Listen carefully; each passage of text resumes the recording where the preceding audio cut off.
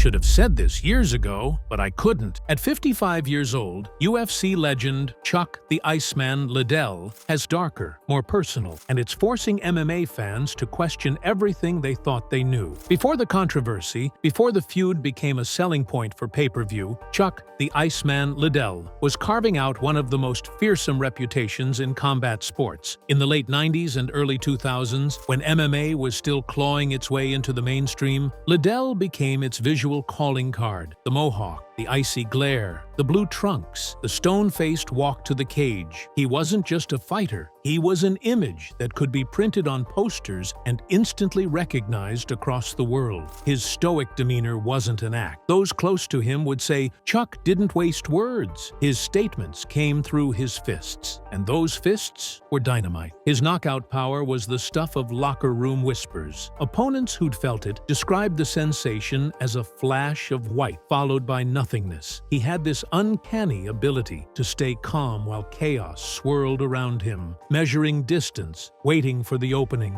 and then ending the fight with one crisp shot. It wasn't flashy footwork or wild flurries. It was precision, patience, and an iron chin that made him seem untouchable. Dana White's UFC saw it early, pushing Liddell to the forefront of their marketing. He was reliable, devastating, and, most importantly, marketable. But even as Chuck's star rose, another light was burning just as bright in the same division: Tito Ortiz. The two were friends in the beginning, sparring together, sharing stories, even cornering each other at fights. But with the UFC's business model relying on big-money showdowns, the seeds of a rivalry were inevitable. The first signs of tension didn't come in a brawl, but in quiet moments when reporters asked if they'd ever fight. Tito would joke that Chuck wasn't ready, while Chuck would shrug and say, "If the money's right." That tension simmered quietly, just waiting for someone to turn up the heat. By the time Chuck had established him the same question: what happens when two friends have to settle the question of who's truly the best? No one could have predicted that answering that question would create one of the UFC's most infamous rivalries, one that, according to Chuck, still hides a truth no one's heard yet.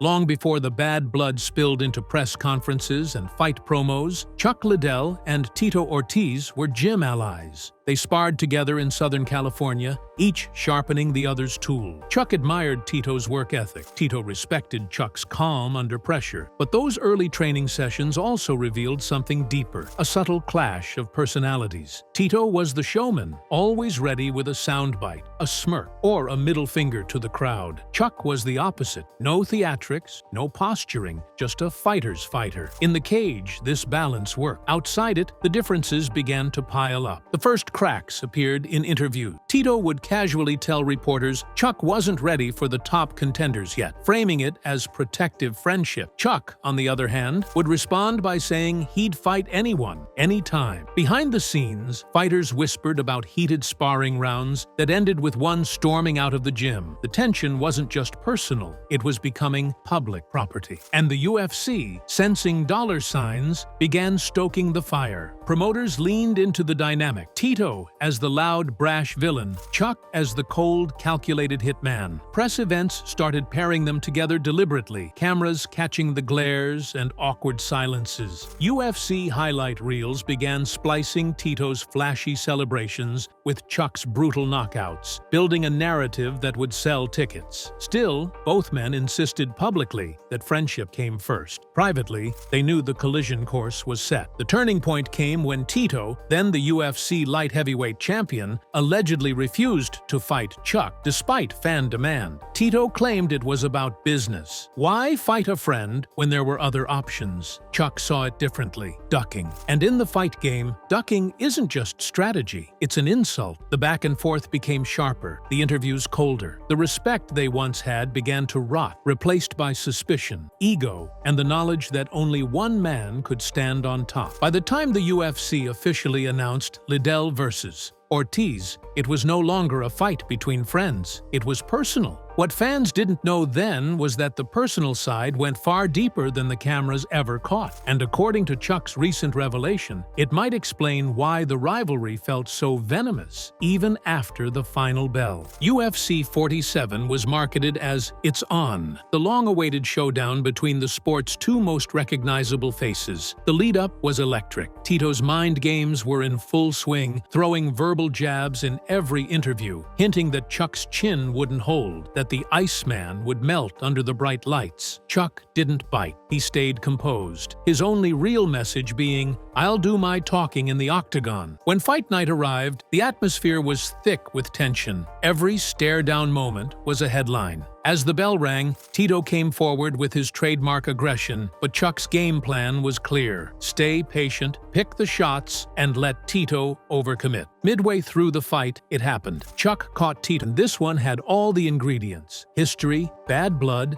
and the promise of unfinished business. But for Chuck, the win, he knew the real battle with Tito Ortiz had just begun. And years later, when Chuck finally sat down to reveal the darker truth, he hinted that even this first fight wasn't as straightforward as fans believed. By the time UFC 66 rolled around in December 2006, Chuck Liddell and Tito Ortiz had become more than fighters. They were icons, carrying the UFC into a new era. Pay-per-view numbers were climbing, mainstream media was finally taking MMA seriously, and this rematch had all the hallmarks of a blockbuster. For Chuck, the stakes were simple: defend his light heavyweight championship, shut down any talk that the first fight had been a fluke, and cement himself as the division's king. For Tito, it was redemption, the ending. The build-up was tense. Press conferences became verbal battlegrounds. Tito's trash talk was sharper than ever, accusing Chuck of ducking him in his prime, questioning his cardio, and even mocking his fighting style. Chuck, still the Iceman,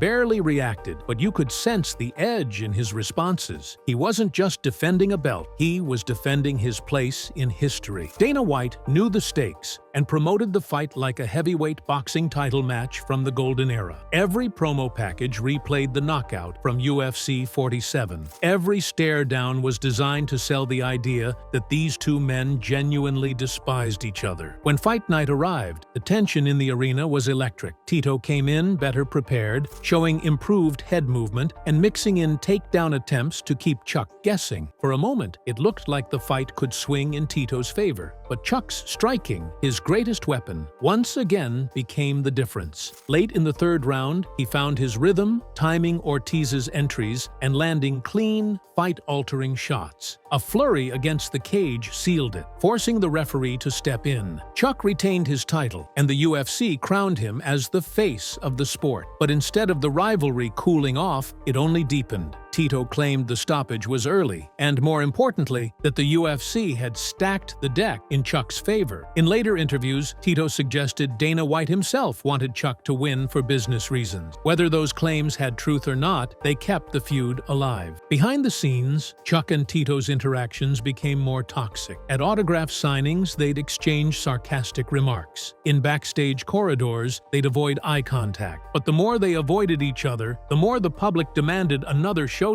And even as their careers began to drift in different directions, neither man could fully escape the other's shadow. The rematch had proven Chuck's dominance, but for some reason, one Chuck wouldn't fully explain for years, the rivalry still felt unfinished. After UFC 66, the two men's paths began to diverge. Chuck Liddell's reign didn't last forever. A brutal war with Quinton "Rampage" Jackson ended with him losing the light heavyweight title. A series of knockout losses followed, raising questions about whether his legendary chin was finally giving way to the years of punishment. Fans who once saw him as untouchable now watched with concern. By 2010, Dana White stepped in, publicly stating he didn't want Chuck fighting anymore, essentially pushing him toward retirement. Tito Ortiz, meanwhile, remained active, bouncing between wins and losses. He fought under the UFC banner for years before moving on to other promotions, including Bellator. Even without sharing a cage, the animosity between the two men never truly faded. Social media gave them a new battleground: cryptic tweets, thinly veiled insults, and fans tagging them both in "Who would win now?" posts. In interviews, both hinted that their rivalry was more than just fights, but stopped short of explaining why. At fan conventions, they'd sometimes be booked at the same events. Organizers knew putting their booths within sight of each other could draw a crowd, and it did. Fans would line up just to watch them interact, or more accurately, not interact. Chuck would sign posters with a stoic nod. Tito would flash his trademark smirk and make offhand remarks loud enough for Chuck to hear. It was theater, but it felt rooted in something real. Years passed, but the tension remained strangely alive. MMA media often revisited their rivalry in highlight reels and anniversary features, keeping the memory fresh. Dana White, for his part, seemed content to let the feud rest in history. But behind the scenes, other promoters were circling, looking for a way to capitalize on nostalgia. The idea of a trilogy fight became a whispered possibility, not because it made sense competitively, but because it was guaranteed to sell. And so, as the sport evolved and new stars took the spotlight, the ghost of Chuck versus Tito never truly went away. Both men were in their 40s, both had taken damage, both had lives beyond fighting. But the unfinished business was still there, lurking in the background, waiting for the right or wrong person to bring it back into the spotlight. By 2018, Chuck Liddell had been retired for nearly 8 years. His last fights in the UFC had been hard to watch. A legend clearly past his prime, chasing one last win that never came. Fans had accepted his retirement as final. That's why, when news broke that he'd be facing Tito Ortiz for a third time under Oscar De La Hoya's Golden Boy MMA banner, the MMA world reacted with a mix of shock, excitement, and concern. From the start, there were warning signs. Footage from Chuck's open workouts showed slower reflexes, a stiffness in his movement that hadn't been there before. Analysts noted that his timing looked off, that his punches lacked the snap that once put opponents to sleep. Tito, on the other hand, had been more active, fighting as recently as 2017. On paper, the matchup didn't seem fair, not in 2018, but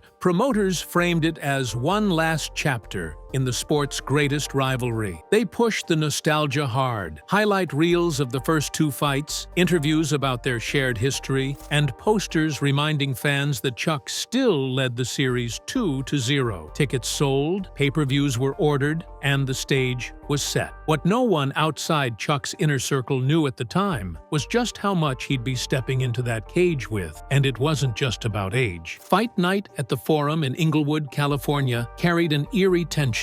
When the bell rang, it was immediately clear this wasn't the same Iceman. His movements were slow, his reactions delayed. Tito pressed forward with confidence, something he hadn't done in their earlier meetings. Midway through the first round, a looping right hand from Tito landed flush, sending Chuck to the canvas. The fight was over. Tito had finally beaten his rival. But instead of celebration, the win felt hollow. Fans and media criticized the match almost instantly. That fight never should have happened, Dana White told reporters. Online, the discourse turned ugly, with some accusing promoters of exploiting Chuck's legacy for profit. Others questioned whether Chuck needed the fight financially, pointing to rumors of money troubles. For Tito, the win was a personal victory, but for Chuck, it marked a painful final chapter. At least, that's what everyone thought. What they didn't know was that Chuck's decision to fight again, and the way it all played out, had layers no one had ever been told. And those layers wouldn't come to light until Chuck himself decided it was time. In the weeks and months after the trilogy fight, the conversation didn't fade. If anything, it grew louder. Every MMA podcast, sports blog, and YouTube fight breakdown seemed to circle back to the same uneasy question. Why did Chuck Liddell take that fight? For some, it was a simple answer. Fighters fight.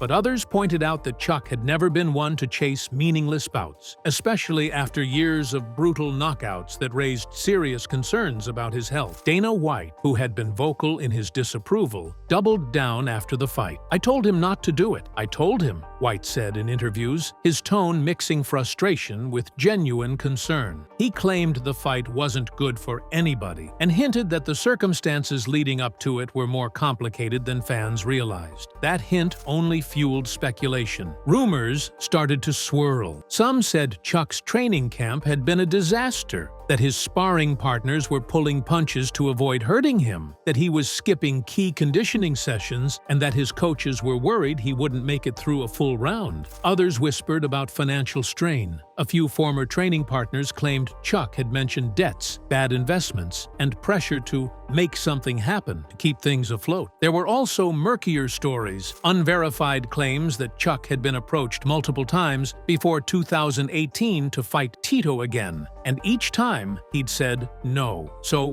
what changed? Why, after years of saying he was done, did he suddenly sign on for a fight that almost everyone believed was a bad idea? Some suggested it was pride, the desire to prove he could still do it. Others thought it was personal, that something had happened between Chuck and Tito that pushed him over the edge. But without Chuck speaking openly, it all remained speculation. Every theory felt like a piece of a puzzle that no one could complete. And then, just when it seemed the questions might never be answered, Chuck himself began to hint that the truth was far more complicated and far more personal than anyone had imagined. It took years for Chuck Liddell to finally address it. Sitting down for a recent in-depth interview, the Iceman looked older, more weathered, but still carried that piercing gaze. He didn't waste words. He never had. But when asked about the trilogy fight, he took a long pause before speaking. "There's things I didn't say, things I kept to myself because I thought it was better that way," he began. "But maybe it's time." Chuck revealed that, leading up to the 2018 fight, he was dealing with severe injuries, not just the kind fighters carry in training, but lingering damage from years in the cage. He said his personal doctors advised against fighting, warning him about the risk of permanent damage. But he claimed there was pressure from multiple sides, promoters, business associates, and even people he considered friends, pushing him to go through with it. According to Chuck, it wasn't framed as a choice. It was like, you either do this or you lose everything, he said. He admitted there were financial pressures too. Years of living large during his UFC prime,